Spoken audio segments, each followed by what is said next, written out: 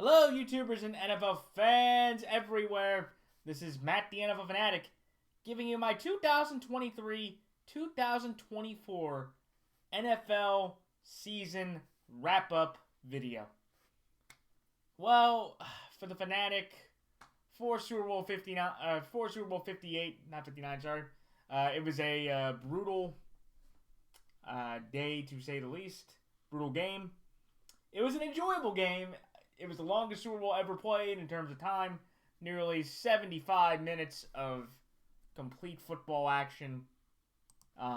It was downright sad watching the ending of that game. But unfortunately, for the Fanatic, I ended up taking the wrong team. Last year, I took the right team with the Chiefs, and they were able to play well and win based off the head coach and the quarterback. And this year I decided to take the team that I thought was better, which was the San Francisco 49ers, over the Chiefs, who had the better quarterback and coach. And for the second straight year, once again, the quarterback and the coach beat the better team. So it definitely does suck to lose the last game of the year. It's something that it's always frustrating at the end. But, you know, what can you do? But needless to say, in the final game, in game 285, I went 0-1 against the spread and 0-1 straight up. So overall, for the postseason, horrific postseason record, both against the spread and straight up. 4-9 against the spread, and straight up I went 6-7, which equals up to 30.8% against the spread and 46.2% straight up.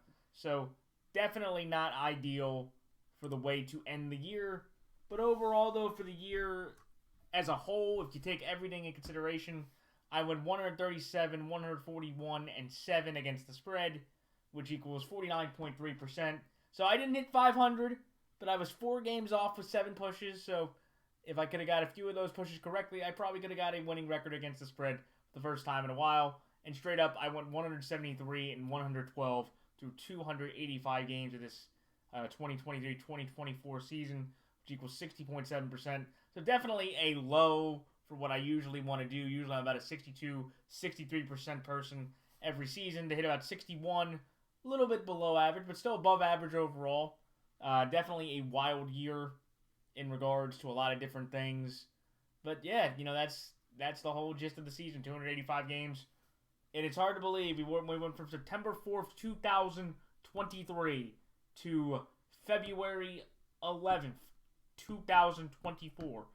285 games were played by 32 NFL professional franchises, and we are all back once again at the end of the road. It is Valentine's Day, and I feel, it's a lovely song by Boyz II Men, but that's where we are, ladies and gentlemen, at this point of the season. We are at the end of the road for the season. And boy, let me just say, for everybody out there that watch the videos, all the new subscribers, all the returning subscribers, all the new viewers, all the old viewers, thank you very much for joining me this season in the journey of picking, discussing all the different games, all the different teams and players and situations. Hopefully you enjoyed my commentary. Hopefully you enjoyed my viewpoints. Hopefully you got some laughs. Hopefully you got some insight. Hopefully you learned something. But I just wanted to say thank you from the bottom of my heart for, following me throughout this entire 2023 NFL season. 10 years doing this on this channel. It's a blast every year to do it. I always enjoy hearing from people and just getting to discuss my viewpoints of the NFL world through the whole year. But boy, did we have some great, emergences with young quarterbacks. CJ Stroud, one of the best rookies. I'm going to shout out him in the Houston Texans. What a turnaround for the Houston Texans to go from basically having about 3 wins over the past 2 years to having a 11-win season and having one of the brightest futures going into the 2024 NFL season. A lot of people said, according to a lot of reports and media reports, that C.J. Stroud had one of the best rookie years, or had the best rookie year any rookie quarterback has ever had. And also shout out to Will Anderson Jr., who won the Defensive Rookie as well, and D'Amico Ryans, who was a great coach, could have been a coach of the year. I still would have given it to Kevin Stefanski. But what a job for the Texans, and what a story they were this year, and what a bright future they have And if you look at this year, another big thing that was pretty significant was the year of the injured quarterback.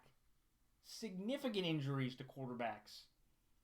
To where, Aaron Rodgers went down 4 plays into his New York Jet career. He hasn't even completed a pass yet for the Jets. And he might, he'll have 1 year this coming year to, prove everybody wrong about that. But Aaron Rodgers went down with an injury. You had Justin Herbert go down with an injury. You had Kirk Cousins tear his Achilles. You had Deshaun Watson and Joe Burrow injure their shoulders. Kenny Pickett went down. Kyler Murray was coming back from an injury. You had Trevor Lawrence deal with the injuries he had to deal with throughout the season. And all this quarterback injury and inconsistency caused this season to show that there are a lot of decent quarterbacks, but it's also saying that, when you have some of the best, it's maybe time to move on. So, that was one big thing of this season that was a big noticing point. I'm trying to think of some other key. I want to shout out the Packers. Between the Packers and the Jets. What a crazy dynamic that was. Everybody thought the Jets were going to be, in possibly the AFC Championship game of the Super Bowl, and they ended up going 7-10 for the 3rd consecutive year. And after what I read and saw from the Jets, from the Athletic Report that Diana Rossini and 29 other sources made, that New York Jets franchise is an absolute crap show. And going into next year, I, can't really tell you how. I do think the Jets will be better, but will the Jets actually get to the Super Bowl? Probably not, just of how much inconsistency there is. Where with the Green Bay Packers, let me just put this out here. If you're the Green Bay Packers, you're ecstatic because I'm looking at the Packers as a whole and saying they're about the 3rd best team in the NFC, in my opinion, behind the Detroit Lions at number 2 and the San Francisco 49ers at number 1. Because I really was impressed with Jordan Love's last 10 games, and he's shown that he has room to grow, that he can be a top 10 to top 5 quarterback in the next year, depending on what happens with the weapons, depending on what they do with the draft, and depending on what they do with a little bit of cap space they have to deal with, especially with the fact that Mark Murphy, the Green Bay Packers president, has to retire at the end of next year by his 70th birthday. That is an actual fact, but was crazy to hear about in the Green Bay media room. But since they are owned by the public, that is the rule that the president of the Green Bay Packers has to do by his 70th birthday. He has to resign, and a new CEO will be or a new president will be named. But he does get to keep the title of president from the Packers. So that's that was a big story, and that's a big thing looking forward to next year. You have the Detroit Lions. Shout out to Half Moon's Picks. What an absolute sensational story they were this year. One of the best offensive lines, one of the best draft classes. Sam Laporta, Jack Campbell. When you have Barnes, when you have Brian Branch, this Lions roster is here to stay. They have a great young core. They have a quarterback in Jared Goff that behind one of the better offensive lines of football can show you exactly that they can beat up any defensive line. They can open up holes. Gibbs, Montgomery. This is a Lions team that is not going anywhere. The only thing you can question in the NFC North is say, do people believe that Jordan Love can outdo Jared Goff? Because Jared Goff is the best quarterback going next year into that division. But the thing that Packer fans would be more ecstatic about, which the one thing I'm kind of concerned about with the Lions, long term, along with the aggressive botches that Dan Campbell showed in the Cowboys game in Week 17 and the NFC Championship game repeatedly when they were up 24-7. That can the Lions, improve on that? Because I genuinely believe the Lions are clearly the second best team in the NFC, but can Dan Campbell in big spots overcome the aggressive mindset with his coaching that caused him to have some hindrance? And let me see here. So the Lions are a big story. Another big story, if you look at this year, in my opinion, was that a lot of expectation definitely fell flat for a lot of the teams. The Jaguars, who everybody thought were going to be the team in the AFC that they were going to be a very good team. Some people thought they were going to even be the number one seed in the entire AFC based on how weak the division is. They folded like a cheap suit down the stretch, and they ended up losing in Mike Vrabel's final game as the Titans head coach. And they are now, they were out of the playoffs. But the Jaguars are a massive disappointment. The Bengals, who, the Bengals, they had injuries. The Vikings, they had injuries. Even though again, different standards. But so many teams, there are so many questions in this middle of the pack that I'm, not exactly sure. Or I think if I'm speaking of the AFC South, that is a crazy story going into next year. The AFC South is going to go into next year with Trevor Lawrence, who is only, I believe, 24 or 25 years old. He's going to be the old man of the group. Because the other three guys that are in his division are all going into their second years. One guy in CJ Stroud, everybody has genuinely understood. He is the greatest quarterback in the history of Ohio State, and he's 1 year away from possibly getting another playoff win or getting to an AFC Championship game, to being the best quarterback in the Texas franchise history through only 2 years. And then the other two guys, Mayo Man, Will Levis, and Anthony Richardson, who has all the talent in the world, but has a glass jaw and a glass arm and a glass leg, though I did see him throw, so, that you're not looking at this Trevor Lawrence guy, or William Lawrence, as I've called him, because that is his actual first name, nobody didn't know. His name is not Trevor Lawrence, it's William. Also, fun fact, Deshaun Watson, that's not his actual first name. His name is Derek.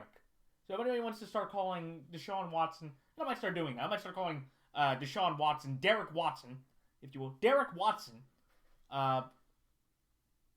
he's not the golden guy anymore.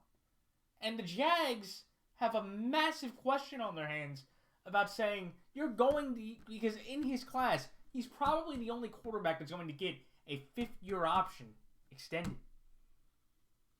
But it's something to where, after that, do you really want to give William Lawrence a 5-year extension based on his resume, depending on what he's done through 4 years? I'm not so sure about that. I'll give him the fifth-year option. I'll give him that security.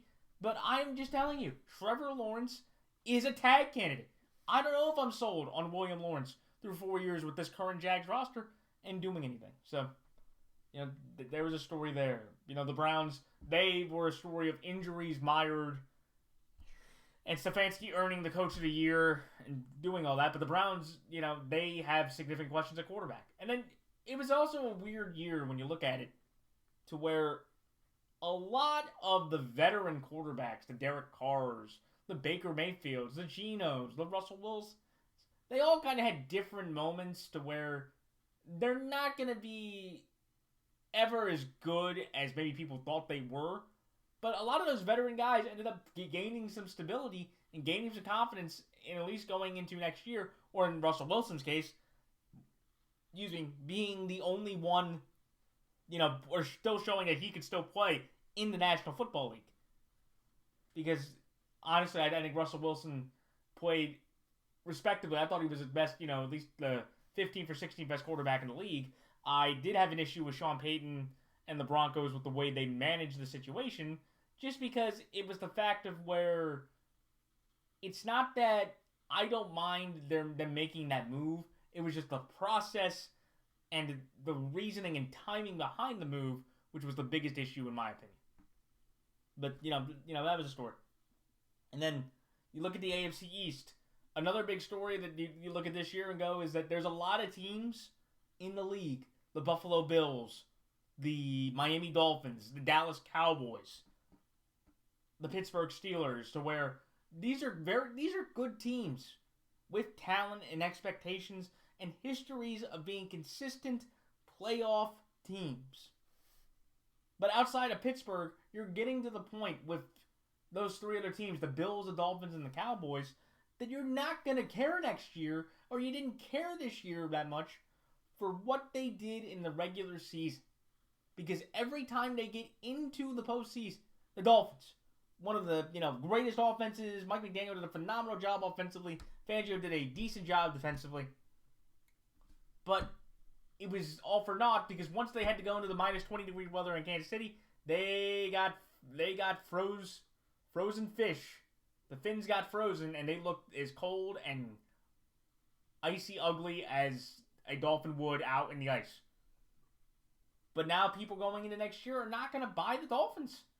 I think that's fair. It's like the Dolphins, you're not going to fire Mike McDaniel because he hasn't had a bad season, but you're essentially looking at the Dolphins as this mid-team that, like, okay, you can throw to Tua, you can throw to Tyreek, you can throw to Waddle, you can throw to Berrios, you can throw to Smythe, you can give it to Mostert, you can run up and down the field, you can score as many points as you want, but nobody's going to care until you win a playoff game, something you haven't done since, I believe, like, 2001?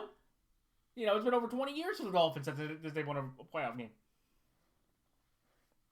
And then the Bills are essentially the Philadelphia 76ers of basketball, to where they are a phenomenal team led by a transcendent individual talent in Josh Allen and Joel Embiid, but nobody at this point is going to care what the Bills do until the second week of January. Until like the third week of January. Nobody's going to care. Nobody's going to care what the Bills do until that week. Because it's now been 3 consecutive years they have lost in the divisional round. 4 out of 3 of those times, have been to Patrick Mahomes, 3 of the past 5 years. But at this point for the Bills, there's nothing they can do, and they're in a very bad salary cap situation, so they may shrink. But, nobody cares about the Bills. And definitely, last, but not least, the Dallas Cowboys had an all-time meltdown against the Packer team that was the youngest team in the league. And they had a bunch of talent. Michael Parsons was in the Defensive Player of the Year conversation. So was DeRon Bland. Dak had his best statistical year. Pollard did well. CeeDee Lamb had his best statistical year. The offensive line did well enough. They kept, rolling through opponents. But the Cowboys still have gone now. They have the second longest active streak in the league of making a conference championship game behind the Washington Commanders at between 30 and 32 years. So, that's the crazy part about those 3 teams, is that nobody's going to care what they do for the whole season next year. And with Pittsburgh, it's very much like the idea of what I've said before in my videos, and I will say it again. Mike Tomlin is a great coach, and he's done a very good job of grinding out wins with mediocre quarterback play. Arguably, you could argue since 2019 for the last 5 seasons. But they just cut Mitchell Trubisky the other day. Mason Rudolph's going to go into free agency, so it leaves Kenny Pickett as the only quarterback on the Steelers roster. And it's just something to where eventually you have to show you can win a playoff game. And I do think Ryan Tannehill will be in play for the Pittsburgh Steelers with the signing of Arthur Smith as offensive coordinator. It's the same thing to where I don't really care about Mike Tomlin's winning streak anymore. It's impressive that it still exists and he hasn't had a losing season in his amount of time. But eventually at this point, that's like your, hanging crutch if you're a Steeler fan. Honestly, then to show that this team is hitting a ceiling with Mike Tom. So, trying to think of some other stories here that I could, and then, of course, I'll just talk about the big Super Bowl game very quickly. That, when you look at the Niners are, the best team in the NFC. Like I said, I think they are still, they do have to make some moves, and they've lost some management staff. They're going to lose some coaches due to the Washington move of Adam Peters going from San Francisco to Washington, and he's going to try to build his own staff there. But I look at it saying that San Francisco, people are mad at Kyle Shanahan for making this claim that, that why are people saying we can't win big games? Or, the Niners, because he said the Niners win big games to get there. It's not, and he is correct about that. But what I would tell Kyle Shanahan and challenge everybody to say is he can't win, take out the word S and put game. That's the correct sentence. The Niners have shown you over the past 5 years they can win big games because they have been to 4 conference championships and 2 Super Bowls over the past 5 seasons. So they can win big games. But can Kyle Shanahan and the Niners ever win the big game with no S, one game? No. He's had 2 opportunities as a head coach, both with 10-point leads, even though you could argue the 54 loss was worse than Sunday's loss, which I would absolutely agree with. But that's the point. He can't win the big game. And that's where he is stuck on, to where, you're not going to fire him, but there's going to get to a point where he's very much like Andy Reid through the early 2000s with the Eagles, to where I don't think people are going to care what the Niners do, because everybody knows the Niners can steamroll through most of the conference or play and pretty much, beat anybody that way. It's just getting to the end about saying the big game. Because now the Niners have lost 3 consecutive Super Bowls after going 5-0 in the Super Bowls their first 5 shots. So, but and then there's the one thing about the Chiefs, that they are the dynasty of the NFL today. They have taken over the spot of the Patriots. Andy Reid goes into the top 5 coaches all time, in my opinion. Top 4 or 5. The only 4 coaches you could argue that are better than him, in my opinion, are Vince Lombardi, Chuck Noll, Bill Walsh, and Bill Belichick. Those are the only 4 men that I would say have a point. If you want to take out the Super Bowl era, it would only be Noll, Walsh, and Belichick. Because Andy and them have been that dumb. Patrick Mahomes is the best quarterback in football. I don't think there is anything that any other quarterback, and I don't like saying this, because as someone that loves sports and all that, you want to have debates about different people, and you want to have genuine reason to support different people that you personally, or I personally, or the viewers, or anybody personally wants to believe in a quarterback or an individual. But after looking at his resume through 6 full seasons starting and 7 years as a professional, there is no other quarterback in the league before him, after him, that is on his level. Patrick is at the peak of his pyramid. He is him.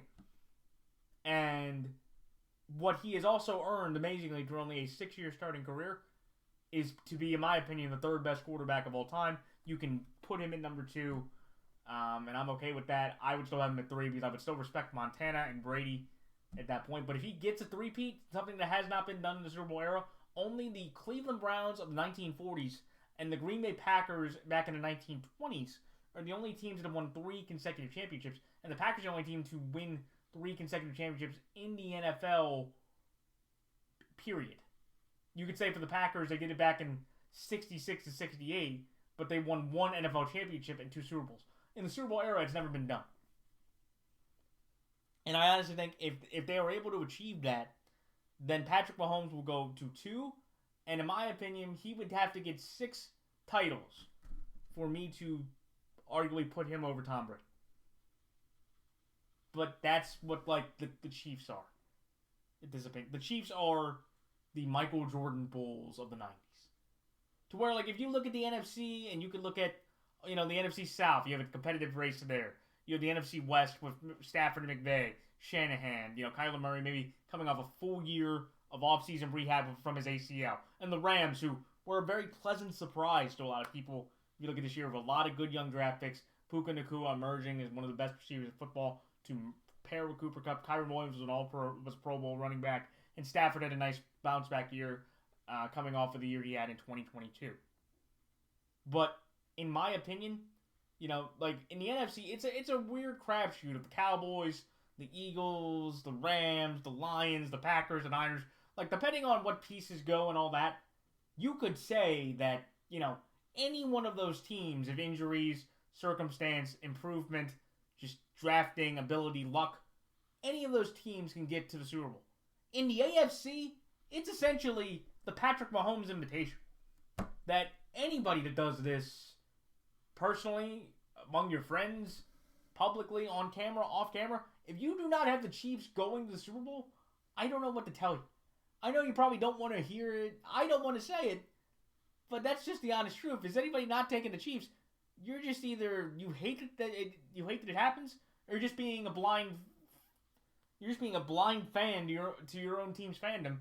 You know, the only team that I think you could somewhat slightly argue that is Joe Burrow, because he's the only active guy in the league that's beaten Patrick Mahomes in a playoff game.